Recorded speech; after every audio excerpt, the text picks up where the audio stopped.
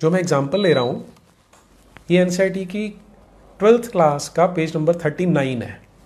इसमें वो क्या लिखते हैं, यहाँ पे वो फिर से टाइटल है डिफरेंसेस इन रूरल सोसाइटी, कि जो ग्रामीण इलाके थे वहाँ पर जो सामाजिक डिफरेंसेस थे वो कैसे थे, क्योंकि इन्होंने, मैं बार बार कह रहा हूँ, डिफरेंसेस को बड़ा करके दिखाना है। तो क्या बोल रहे हैं, it is likely that these differences were based on differential access to land, labour and some of the new technologies in such a situation. पहले तो आप इतने को ही देखिए। अगर आप हिस्ट्री पढ़ाते हैं, मैं तो क्योंकि साइंस पढ़ता रहा हूँ और पढ़ाता हूँ, साइंस में आप कभी भी इफ़ एंड बट नहीं छोड़ सकते। जो एकदम क्लियर है, एकदम स्पष्ट है, आप वही पढ़ा सकते हैं। और ये शुरू कैसे करें, it is likely that these differences, ऐसा हो सकता है। जब आप ऐसा झूठ बोलेंगे तो बच्चे हैं वो तो इसको सच मान लेंगे। फिर आगे क्या है, in such a situations questions of control over land must have become crucial. Must have become crucial, तो कोई एविडेंस नहीं दिया, बस ये बोल दिया must have become crucial as these were often discussed in legal texts, क्योंकि ये लीगल टेक्स्ट में डिस्कस होते थे। और वो लीगल टेक्स्ट कौन सा है, फिर उसी के बारे में क्या कहते हैं आगे, मैं इसको हिंदी में बोलता हूं। मनुस्मृति आरंभिक भारत का सबसे प्रसिद्ध विधि ग्रंथ है। विधि ग्रंथ यानी लॉ बुक है, कानून की किताब है। ये इसमें अगला स्टेप है जो हेरा फेरी करने के लिए मायोवादियों द्वारा डाला जाता है। अब आप इसको कल्पना कीजिए, उन्होंने बोल दिया कि लॉ बुक है, और क्योंकि बुक में पढ़ाया जा रहा है और आपका टीचर भी आपको ये बोलेगा, इसलिए हमारे देश का एजुकेशन सिस्टम ऐसा है कि हम मान लेते हैं कि जो किताब में लिखा था और जो टीचर ने बोला था वही सच होगा। लेकिन सवाल ये उठता है कि किसी भी किताब को लॉ बुक या कानून की किताब माने जाने के लिए क्या कंडीशंस हो सकती हैं। आप इसको इमेजिन करके देखिए। ये लगा रहे हैं इल्ज़ाम मनुस्मृति पे, तो पहला मेरा क्वेश्चन होता है कि क्या जब मनु ने ये किताब लिखी है तो क्या वो ये कह रहे हैं कि कानून की किताब है। मनु ने कहीं पर भी, पूरी मनुस्मृति में कहीं पर भी ये क्लेम नहीं किया कि ये कानून की किताब है, मैं आज से कानून बना रहा हूँ, इनको माना जाएगा। फॉर एग्जाम्पल बाइबल है या कुरान है, उसमें कहा जाता है कि तुम्हें इसको मानना है, नहीं मानने वाले काफिर हैं, इनफिडल हैं, उनके सर काट दो। लेकिन यहाँ ऐसा, जो लिखने वाला है वो ऐसा कोई क्लेम नहीं कर रहा। दूसरा कि क्या पूरी हिस्ट्री में कोई एक भी राजा ऐसा था जिसने ये कहा हो कि मेरा जो कानून चलेगा, मेरा जो शासन चलेगा वो मनुस्मृति के अकॉर्डिंग चलेगा। मैंने जितने राजा पढ़े हैं हमारे देश के, किसी एक ने भी ऐसा कोई भी क्लेम नहीं किया।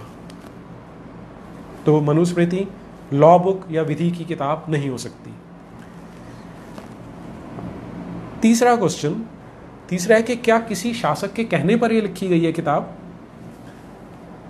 मनुस्मृति के स्टार्टिंग में क्या आता है कि कुछ लोग थे जिनमें कुछ विद्वान थे, कुछ ऋषि थे, वो उठ के जाते हैं मनु ऋषि से मिलने और उनसे कुछ ज्ञान जानना चाहते हैं, और फिर मनु जो उनको बताते हैं उसको उन्होंने रिकॉर्ड किया, जिसे आज हम मनुस्मृति कहते हैं। तो किसी राजा के कहने पे, किसी शासक के कहने पर जो किताब नहीं लिखी गई वो लॉ बुक नहीं हो सकती। तो ये तीन क्वेश्चंस पे मनुस्मृति लॉ बुक नहीं हो सकती। चौथा कि जो उसके अंदर लिखा गया है वो प्रिस्क्रिप्शन की फॉर्म में है कि भाई आप ये करोगे तो ठीक है, नहीं करोगे तो तुम्हारी इच्छा है, या उसमें बाइंडिंग है कि करना पड़ेगा नहीं तो सज़ा मिलेगी। क्योंकि कानून तो कानून तभी होता है जब उसके पीछे प्यूनिटिव फोर्स होती है, कि पुलिस है, उसके पीछे शासन है, तब तो वो कानून की किताब बन सकती है।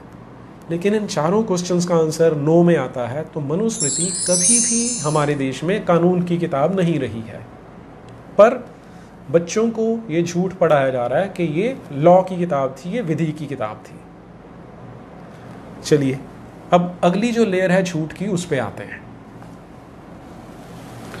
ये वही वाला पेज है, पेज नंबर 39 क्लास 12 का।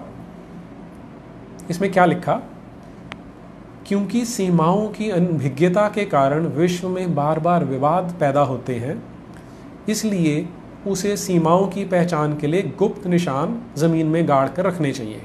ये मनुस्मृति में से कोट किया जा रहा है कि क्योंकि बॉर्डर के लिए, सीमा के लिए लड़ाइयाँ होती हैं, तो मनुस्मृति में क्या कहा गया, सीमाओं की पहचान के लिए गुप्त निशान जमीन में गाड़ कर रखने चाहिए, जैसे कि पत्थर, हड्डियां, गाय के बाल, भूसी, राख, खपटे, गाय के सूखे गोबर, ईंट, कोयला, कंकड़ और रेत। उसे सीमाओं पर इसी प्रकार के और तत्व भूमि में छुपाकर गाड़ने चाहिए जो समय के साथ नष्ट ना हो। तो ये बच्चों को बताया कि मनुस्मृति ऐसा बोलती है कि सीमा का विवाद ना हो, इसलिए ऐसा किया जा रहा है। और लास्ट में बड़ी चालाकी से जो क्वेश्चन ऐड किया वो देखिए, क्या ये सीमा चिन्ह विवाद के हल के लिए पर्याप्त रहे होंगे? तो अगर तो मनुस्मृति में इतना लिखा है, फिर तो मनुस्मृति बहुत ही घटिया किताब है कि अगर आप ज़मीन के अंदर गाड़ के लगा रहे हो, इसका मतलब तो लड़ाई को कभी ख़त्म कर ही नहीं सकते। ये तो विवाद पैदा करने वाली किताब हो सकती है। इसीलिए उन्होंने क्वेश्चन भी पूछा।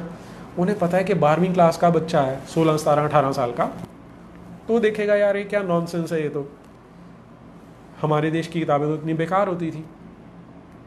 अब इसकी असलियत क्या है कि एनसीईआरटी क्योंकि ये इमेज क्रिएट करना चाहती है, पहला ये कि सारी किताबों में से बस ये एक ही किताब है, और फिर वो एक ही किताब भी इतनी घटिया है कि इतनी नॉनसेंसिकल बातें करती है।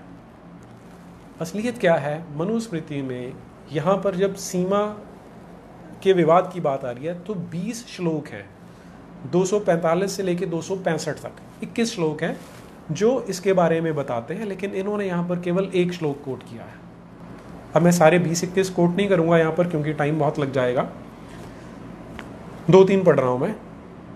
2 गांव या समूहों का सीमा संबंधी झगड़ा या मुकदमा खड़ा हो जाने पर ज्येष्ठ के महीने में सीमा चिन्हों के स्पष्ट दिखने के बाद सीमा का निर्णय करें। तो पहली चीज जो बता रहे हैं, ज्येष्ठ का महीना, ये जो मई में आता है, गर्मियों का महीना है, कि सारा कुछ बिल्कुल क्लियर दिखाई दे रहा होता है कि तब ये फैसला किया जाना चाहिए। एक तो वो ये बताते हैं। दूसरा, और सीमा को निश्चित करने के लिए राजा सीमा को बतलाने के चिन्ह रूप वृक्षों को लगवाए। बड़ का पेड़, पीपल का पेड़, ढाक, सेमल, साल और ताड़ वृक्ष और दूध वाले अन्य वृक्षों को, झाड़ वाले पौधों, विविध प्रकार के बांस वृक्ष, सेम की बेल तथा अन्य भूमि पर फैलने वाली लताएं, सरकंडे या मूंज के झाड़ और मालती पौध के झाड़ों को लगवाए। तो इतनी तरह के पेड़ और झाड़ियां बताई हैं जिनको बाउंड्री पे लगाया जाना चाहिए ताकि सीमा का विवाद ना हो। फिर अगले श्लोक में तालाब, कुएं, बावड़ियां, नाले, देवस्थान, यज्ञशालाएं सीमा के मिलने के स्थानों पर बनवाने चाहिए। तो इन्हीं 2 श्लोकों से आपको क्लियर हो जाएगा कि वो कितनी सारी चीज़ें बता रहे हैं कि आपको ये लगानी चाहिए। और इनके अलावा उन्होंने बताया था कि ज़मीन में छिपा कर ये चीज़ें रखनी चाहिए, लेकिन क्योंकि उन्होंने मजाक बनाना था, इसके साथ देखिए क्या जुड़ता है। मैं क्योंकि स्टूडेंट्स के साथ डील करता हूँ, तो मैंने देखा कि अगर आप कभी किसी अमेरिकन स्टूडेंट से मिलते हैं, जापानीज़ से मिलते हैं, फ्रेंच से मिलते हैं, तो उन लोगों की बॉडी लैंग्वेज देखिए, उनको अपने देश पे, अपनी परंपरा पे गर्व होता है। और कभी आप अपने देश के बच्चों को देखेंगे तो अपने देश को लेके उनमें आपको वो गर्व बहुत रेयरली दिखाई देगा, क्योंकि उनका सेल्फ कॉन्फिडेंस इन किताबों ने छीना हुआ है, जो उनको हीन भावना, इंफीरियरिटी कम्प्लेक्स से भरती हैं। तो ये उसका एक बिल्कुल लाइव एग्जाम्पल है कि किस तरह से मनुस्मृति को बदनाम करने के लिए इतने सारे श्लोकों में से सिर्फ एक पेश कर दिया गया कि क्या ये सीमा विवाद सुलझा सकता है।